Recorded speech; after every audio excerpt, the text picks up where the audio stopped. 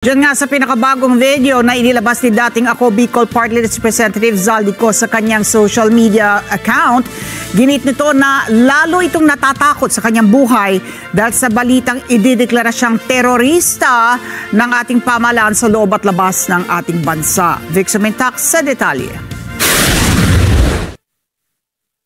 Sa pinakabagong video ni Ko na in-upload sa kanyang Facebook account, sinabi niya na masyadong nanganganib ang kanyang buhay at kung siya ay mamamatay, kasamang maililibing ang sinasabi niyang katotohanan sa likod ng anomalya sa flood control projects ng gobyerno.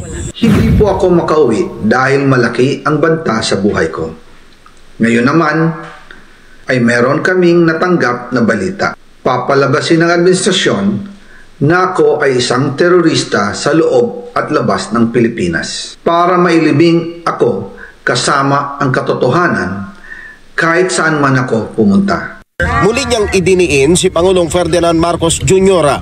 at pinsan na si dating House Speaker Martin Romualdez na naghati sa kickback sa pondo ng flood control projects na nagkakahalaga ng daang-daang bilyong piso sa pamagitan ng budget insertions sa national budget.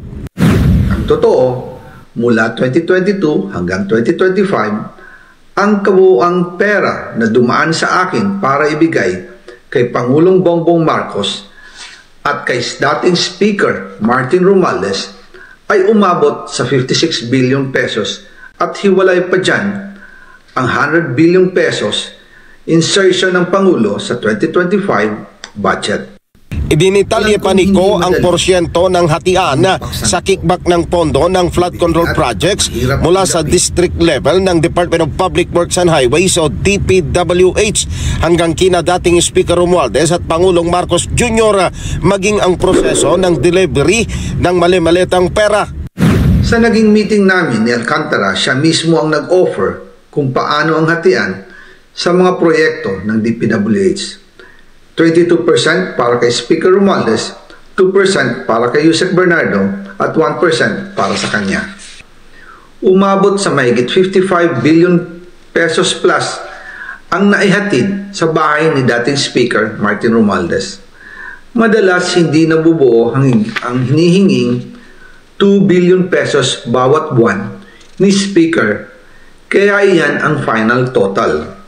Ang sinabi mismo ni Speaker Martin sa akin na hati sila ni Pangulong Marcos sa perang yon. Vic Sumintac para sa Mata ng Agila, matatag, matapang, matapat.